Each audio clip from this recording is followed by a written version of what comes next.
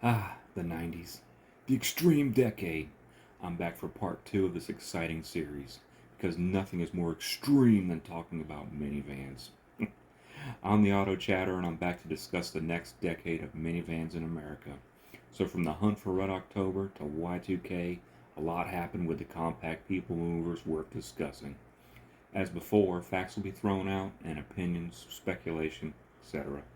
As a reminder, if you're enjoying the channel, please like and subscribe as it means a lot.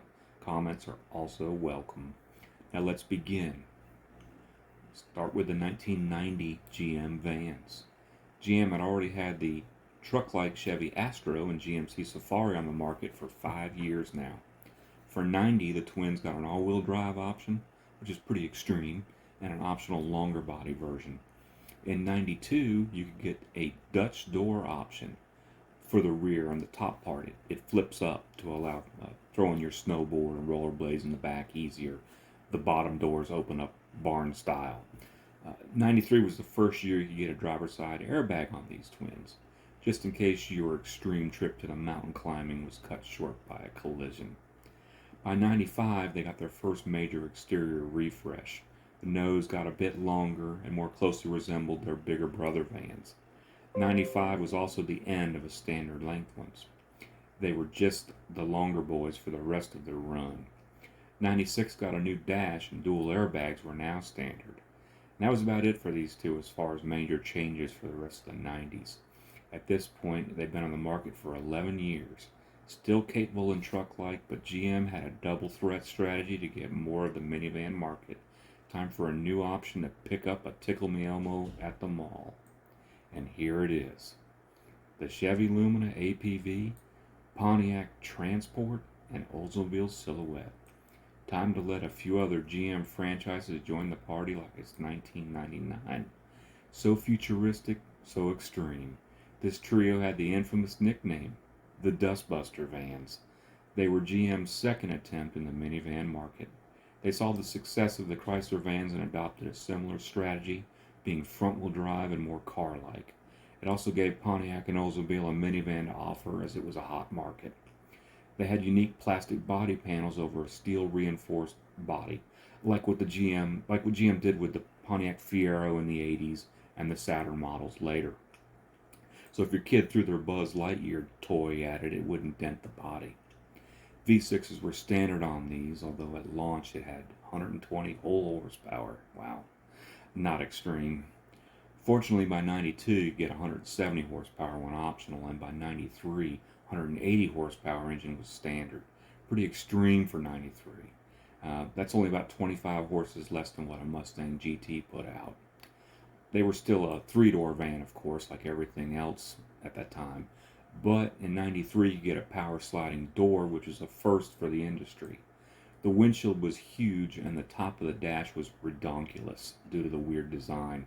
Of course, cup holders were everywhere by this time. It's a given for all the vans. In 97 they redesigned them, although it's a variant of the same platform. We get even more versions of these over the years eventually.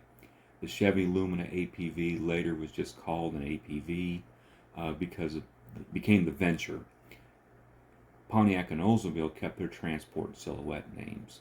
It only had 3 doors to start standard, but dual sliding doors were optional like the Chrysler at the time. No more plastic body panels, and these vans looked a lot more unextreme. You could even get them in short and long wheelbase versions. The previous Dustbuster vans came one size fits all. The powertrain and horsepower levels basically carried over from the Dustbusters.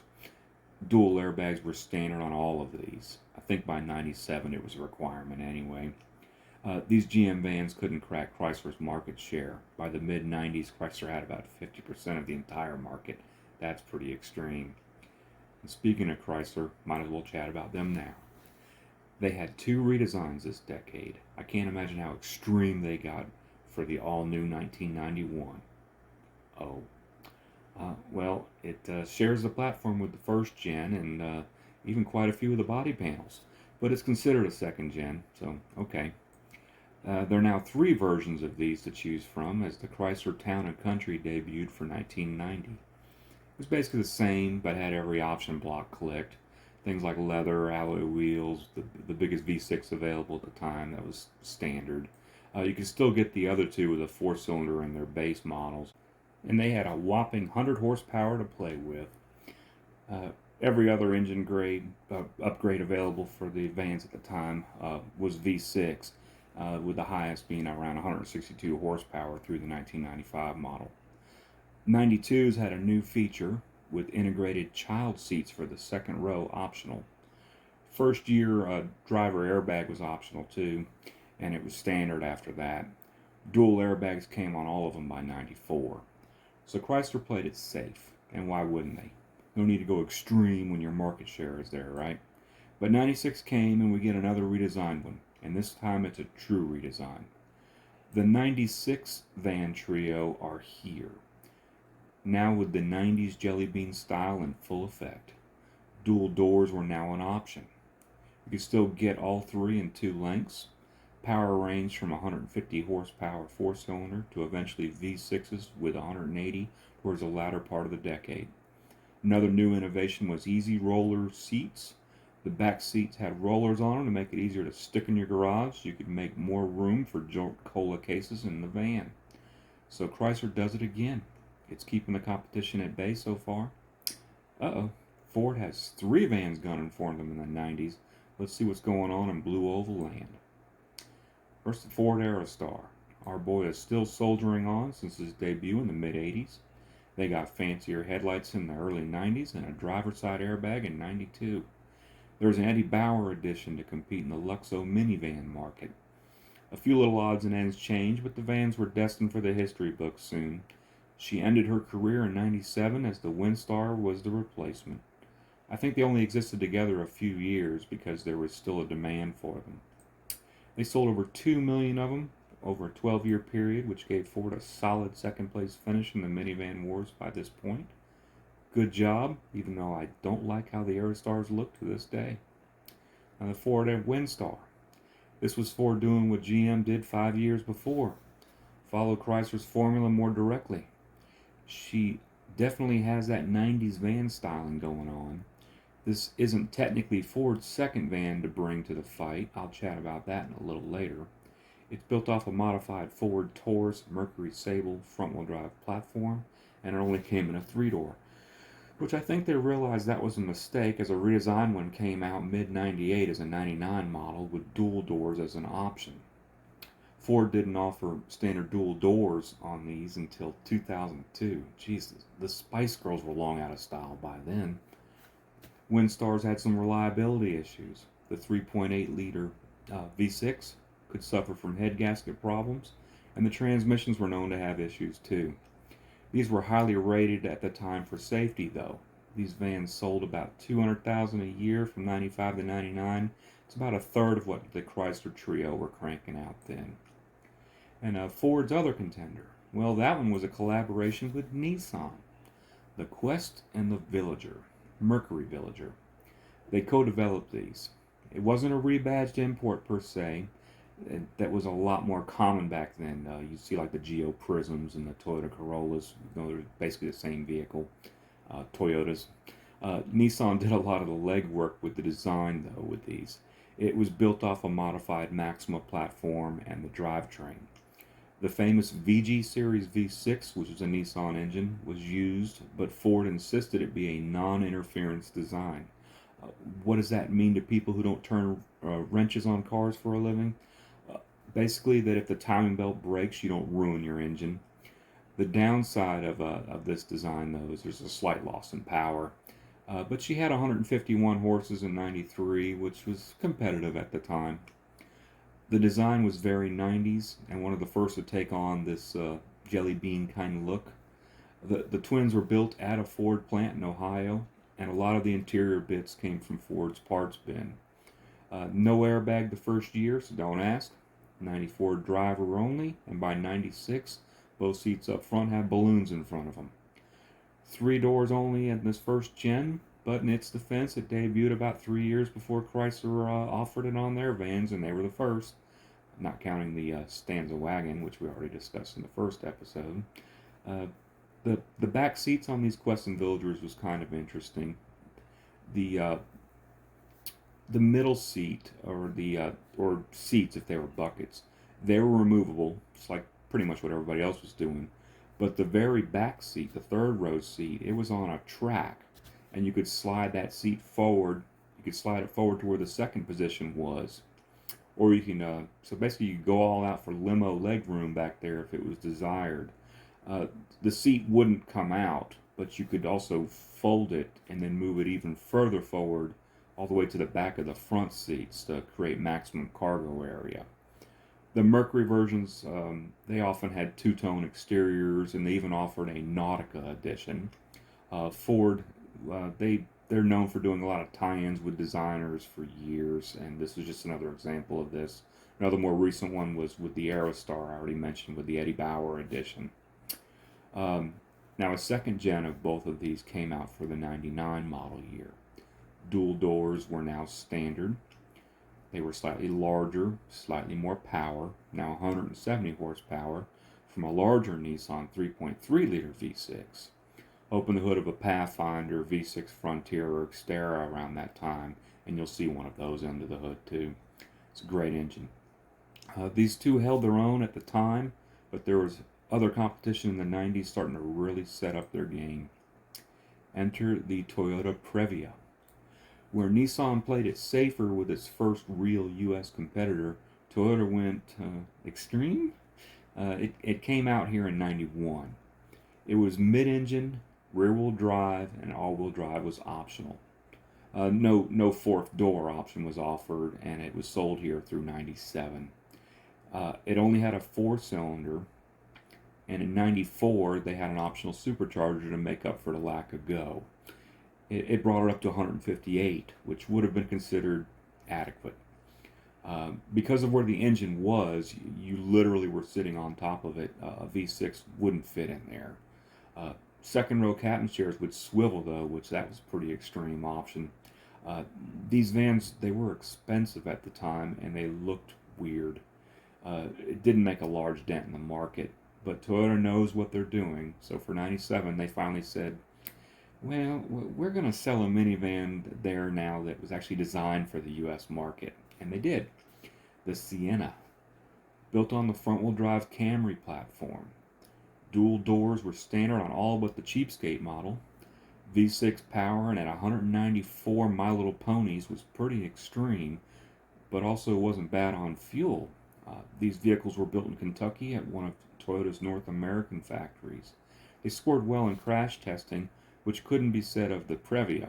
So Toyota had finally come to play ball, and seeing as this is their first van I've discussed that's still being sold in 2022, that says something. Honda Odyssey. Honda's first minivan here. It's '95, so surely they would have studied the market as it's been around for years now. Well, yes and no. It kind of reminds me more of a tall wagon. I mean, it has 3 rows of seats like a van, but has 4 regular doors. And from what I've read, they went this route to avoid higher tariffs on truck imports. Nissan and Toyota got around that by building all of the trucks they sold here in North America, for the most part, to circumvent this. So what we're really kind of getting here is an extended Honda Accord wagon thing. It only had a 4-cylinder and it was automatic only. By this time, autos were practically standard in minivan land anyway. Not to say this vehicle didn't bring a neat party trick. The third row seat folded into a compartment hidden into the floor. No one else had done that back then, and they were still trying to figure out how to stick your back seats in the garage easier. So kudos to Honda on that. Now here's a fun fact.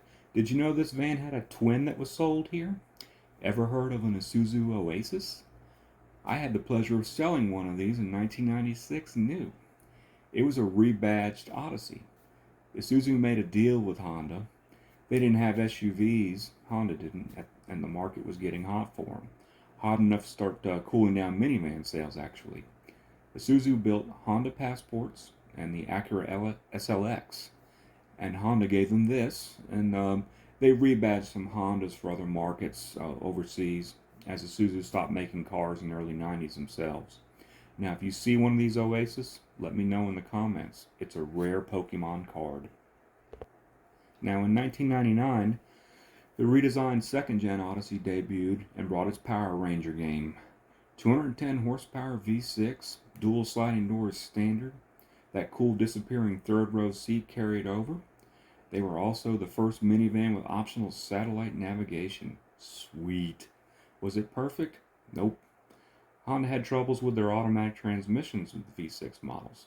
I believe they offered a warranty extension on these transmissions for these, as it was, but it's long expired now. So if you have one, I'm sorry. Still, these vans were better sellers in the first gen. Honda sold about 3 times more 99 models than the 95s, and the numbers just went up from there. The Mazda MPV. Haven't forgotten about you, buddy. Barely an 80s vehicle, as we didn't get it until 89. As discussed before, was rear-wheel drive or optional all-wheel drive. Manual transmission was available until the 92s came out. Had a V6 available. If you recall, it only had 1/3 door to start, and it was a real door, it wasn't a slider. In 96, it actually got 4 doors like the first-gen Odyssey. It also not only got the dual front airbags, but it also got side bags, which was kind of neat, especially talking the year. They also redesigned the front end to make it a little longer, and and V6 was the only option here, later on in the States. Mazda got a new MPV at the end of the century that was more in line with what everybody else was doing as far as front-wheel drive and such. And we'll talk about that one in the third part episode. So what's left? Oh, VW. The previously talked about Vanagon left after 91, and we got the Eurovan for 93. It came with a 5-cylinder standard then. It was bigger than before, the van. Horsepower was at a whopping 115. That's pretty laughable compared to the competition. They offered a more respectable VR6 engine, but I'm not sure if those were only available in the Winnebago versions. You mainly saw these as the conversion types. At least that's mainly what I saw. I don't know a lot about these, but they were bit players compared to just about everybody else that I've discussed up to now. It's definitely not a super soaker. They didn't survive here long going into our current century, and I'm not trying to hate on VW. I am a fan until they started putting radiators in them. So now we're at the end of the 90s. The Chrysler vans are still king, the Sony PlayStation of vans, but their biggest competitor really isn't another minivan. The SUV is quickly becoming a soccer mom alternative. Gas is cheap, and there's a developing stigma that minivans just aren't cool. Like when I see an Explorer or Suburban at the mall with a baby on board sticker, I'm supposed to be impressed. Anyway, stay tuned for the round 3 to see who lives and who dies in the minivan war from 2000 until today. Thank you for watching. Chatter out.